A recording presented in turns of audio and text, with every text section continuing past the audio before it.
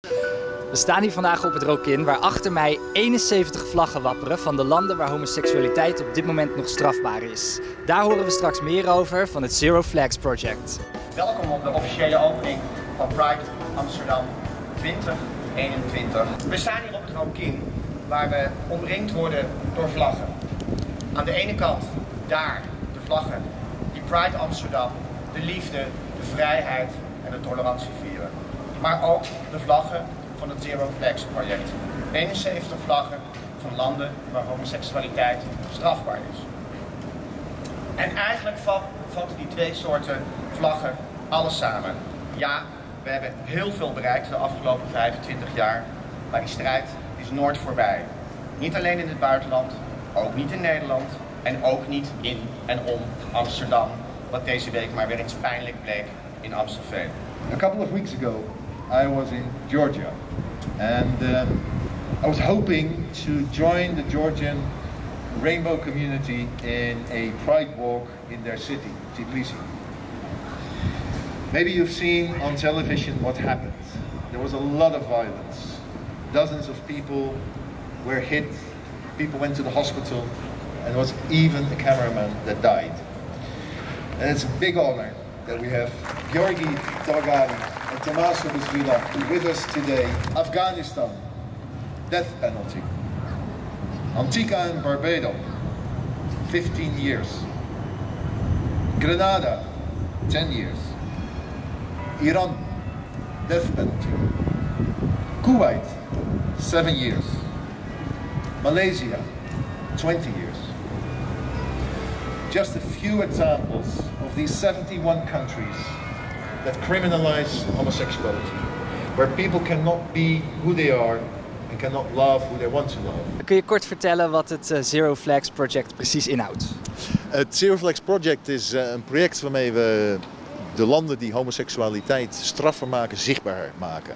En dat doen we door de vlaggen van al die landen mee te nemen, bijvoorbeeld in de Pride Walk, of zoals hier op te hangen langs het Rokin, met erbij bordjes wat de straf precies is die een bepaald land toekent. En dat varieert van een jaar tot zelfs de doodstraf. En met dit project hopen we uiteindelijk dat we helemaal geen vlaggen meer hebben, dat we onszelf op kunnen heffen. Of dat nog gaat lukken in mijn levenstijd, dat durf ik te betwijfelen. Maar we hebben goede hoop, want we willen volgend jaar naar Londen. Daar vergadert dan de regeringsleiders van de Commonwealth. En we hopen eigenlijk dat we daar kunnen bewerkstelligen dat voor de Commonwealth wordt besloten dat homoseksualiteit niet meer strafbaar is. En dan verdwijnen er gelijk een stuk of 30 van die vlaggen. En onze bijdrage daarin zal zijn om zichtbaar te zijn met onze vlaggen op Trafalgar Square. Het is een speciale editie van Pride, omdat ook dit jaar weer alles anders is. Inderdaad, de corona, de second edition, zonder straatfeesten en botenparade, helaas. Maar het is natuurlijk vooral de 25e Pride. Altijd zullen wij zij aan zij staan met mensen die waar ook ter wereld worden bedreigd en onderdrukt op basis van hun geaardheid of van hun seksuele voorkeur. Afgelopen maandag werd een 14-jarige Frederik in Amstelveen door een jongen van haar eigen leeftijd toegesnauwd: ben je een jongen of ben je een meisje? Ze zei: dat maakt toch helemaal niet uit? Ik ben wie ik ben en jij mag zijn wie jij wil zijn. Dit geweldige antwoord was niet wat de jongen wilde horen. Hij sloeg haar in elkaar. Het maakt me ongelooflijk kwaad en het maakt me ontzettend verdrietig. Ook omdat het past in een patroon. Uit onderzoek van eerder dit jaar blijkt dat Nederland 10% van de ondervraagden die zich identificeren als lesbisch, homoseksueel of biseksueel kort geleden nog fysiek is aangevallen. Onder transgender personen ligt dit percentage zelfs op 20%. En dat zijn schokkende cijfers voor een land dat zichzelf graag ziet als open, als ruimdenkend, tolerant. Als je het allemaal zo op een rijtje zet en je bent in een wat sombere bui, dan lijkt het alsof we in de afgelopen 25 jaar maar heel weinig zijn opgeschoten. Maar dat is natuurlijk niet zo. Als je ziet waar we vandaan komen, dan hebben we juist heel erg veel bereikt. Steeds meer mensen durven de stap te zetten om te zijn wie zij willen zijn. Ik ben wie ik ben en jij mag zijn wie jij wil zijn. Pride 2021 is geopend, lieve mensen. Geniet ervan. We zijn hier vandaag bij de opening van de Pride. Is het extra belangrijk om tijdens de Pride aandacht te vragen voor dit project? Pride heeft een hele duidelijke boodschap. En dat is, we moeten niet vergeten dat de vrijheid die we hier hebben niet een vrijheid is die vanzelfsprekend is in heel veel landen. En daar is eigenlijk ook de samenwerking met Pride Amsterdam uit voortgekomen. En daar zijn we ook heel erg blij mee. Want dankzij Pride kunnen we natuurlijk die zichtbaarheid weer bewerkstelligen. We lopen bijvoorbeeld ook volgende week mee in de Pride Walk. Nu was Nederland natuurlijk ooit heel erg vooroplopend als het gaat om LHBT+-rechten, met name met het openstellen van het huwelijk. Denk je dat Nederland dan een extra voorbeeldrol moet spelen op dit gebied? Ja, ik vind dat Nederland altijd nog een voorbeeldrol speelt. Wij doen heel veel op internationaal vlak. Bijna alle ambassades hebben contact met lokale Pride-organisatoren. Helpen ze financieel, organisatorisch, met cursussen, noem maar op. Dus ik denk dat we daar nog steeds best een vooruitstrevende rol in hebben. Maar wat vooral van belang is dat we elke keer als er contacten zijn vanuit onze regering met andere landen, met een van de 71 landen die hier hangen, dat we elke keer toch weer blijven hameren op het feit dat er ook een mensenrechten-issue is wat aan de orde gesteld moet worden. 3 years ago, I married an Iranian man who was living in the Netherlands. So I came to live here. In the past, I had a relationship with the girl. When my husband found out, he started to punish me. He hit me, he abused me, and he beat me up. One day, he even threatened to kill me. That is when I had to flee the house. I knew no one to go to, so I had to live the life as a homeless person. I slept at the lake of the hills, and I had to look for food. And why? Because I was in love with the girl. But the Iranian government had told my husband that being part of the LGBTQ family is a sin. You can be punished for by law. You can even officially killed by the government. And I really hope that one day we will all live in the freedom. Thank you everybody and happy Pride. This organization, Parliamentarians for Global Action, is also focusing on the zero flags idea. We need to get rid of all these laws in 71 countries that criminalize homosexuality. As an advocacy director for Human Rights Watch, which I've been for 11 years, I've seen all over the world what it means if you live in a country where homosexual conduct is criminalized. Now, when I talk to governments or members of parliament in those countries, many of them say, well, we don't really enforce the law. It's in the books, but we don't really throw people in jail or in prison. But they ignore the fact that LGBTI plus people will be considered a second-class citizen in those countries, and they are a target for corrupt police officers or for other people in terms of extortion, in terms of blackmail. Hoe staat het met de LHBT+-rechten wereldwijd op dit moment en waar lig je het meeste wakker van? Er zijn 193 landen in de wereld en meer dan 1/3 van die landen die maken het nog steeds strafbaar als je homo, lesbisch, biseksueel, transgender bent. En in sommige van die landen eindig je ook echt in de gevangenis. Dus dat is echt iets waar we van af moeten. Het is onacceptabel.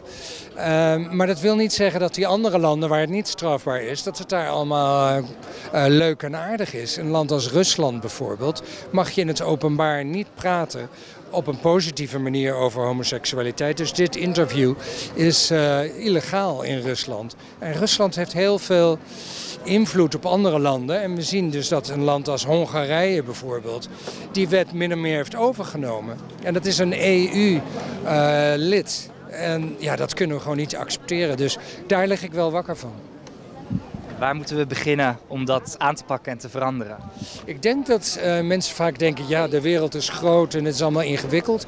Maar waar je echt mee kan beginnen is als je iets ziet van discriminatie, om dan op te staan en te zeggen, nee, dit deugt niet, dit kan niet, dit mag niet. Het begint gewoon met nee zeggen tegen discriminatie. En dat is nee zeggen tegen negatieve dingen is eigenlijk het begin van de bescherming van mensenrechten. Okay, so you came all the way here from Georgia, yes, where of course this terrible incident happened. How did you experience that? Not very nicely. We had an attempt to have a pride march, which got attacked by radical groups who organized themselves basically to physically threaten the organizers, and they destroyed our offices. It was the day when we had to struggle for survival basically throughout the day. We had to change 7 different locations on that day, because they were basically chasing us after, and unfortunately the police didn't do much to prevent or to protect the people who were trying to get out that day. How do we move forward now in Georgia after this? I mean, it got very political because the attacks also happened on media, so now there is the fight back. We are demanding the justice, especially we want the organizers of the hateful acts to be held responsible. And we were asking also for the resignation of the government, and it's not only us, but like the group expanded. So now starting from the homophobic incidents, it grew to the movement which now demands the resignation of Prime Minister and the Minister of Internal Affairs for failing to protect the Pride March. So now you're here, Pride in Amsterdam. How does it feel? Actually, back in Georgia, we are fighting on a daily basis, and to be here in Amsterdam and be part of this celebration is something what really helps to heal, to get some energy and motivation, just to see what we are fighting for the future of Georgia.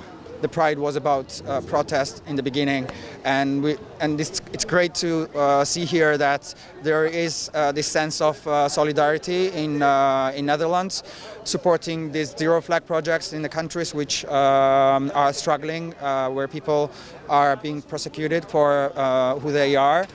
This is your flag, and we were not proud of taking it with us the last couple of years, but we are so proud that we can return it to you. Thank you very much for that.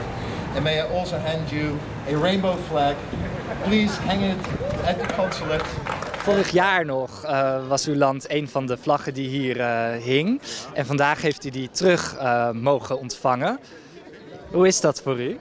Nou, ik vind het geweldig. Ik wist eigenlijk niet dat dat allemaal zo rap ging gebeuren. Want we hadden natuurlijk al jaren wel al gediscussieerd in Bhutan van dit moet maar verdwijnen. Dit is niks te maken met human rights.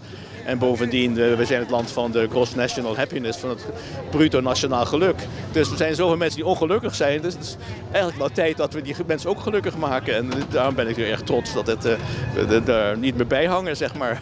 Het is natuurlijk wel een schande eigenlijk als je hier hangt. The constitution of my country also does not acknowledge the human rights of transgender people. We basically don't exist. This deeply saddens me because I am so proud of where I come from, but I cannot be there. And I think many asylum seekers share my sentiments. Because laws criminalizing human beings' sexuality and gender expression still exist in countries where there are more freedoms for queer people, we must use our voices to create change as much as we can, because we are not free till all of us are free. A world that hasn't yet accepted our humanity. Thank you for being yourself and showing that diversity and being different is beautiful. I love you. Happy Pride. You had a beautiful, beautiful, beautiful speech. You brought not only yourself, but everyone to tears. How was it? What did you experience? The experience was really freeing to me because, you know, to be a trans woman who society sees as less, and to stand up and to be seen and to be heard, it's something that's freeing. You can't understand. It's freeing, and I'm happy to be here. Yeah, I hope one day that my country will recognize all queer citizens, and we could have a place at home, right where we came from, you know, and we could exist there. Zijn er ook landen binnen Europa, bijvoorbeeld Hongarije, Polen, waarbij het misschien wel wat minder goed gaat dan voorheen? Hoe zie je die trend en hoe kunnen we dat stoppen? Ja, dat is een trend die eigenlijk in een aantal landen ziet. Wat je ziet gebeuren is dat er een soort van beweging is die internationaal georiënteerd is en die zich richt op zeg maar traditionele familiewaarden. Hun strijdpunten zijn daarbij homoseksualiteit, abortus en ook euthanasie trouwens. En die beweging wordt steeds groter en die wint steeds meer aan invloed. En we moeten uitkijken dat we onszelf niet in slaap zoezen door te zeggen, nou dat is alleen maar aan de oostgrens. Want die internationale organisatie, de World Conference of Families, daar is bijvoorbeeld ook een Forum voor Democratie lid van.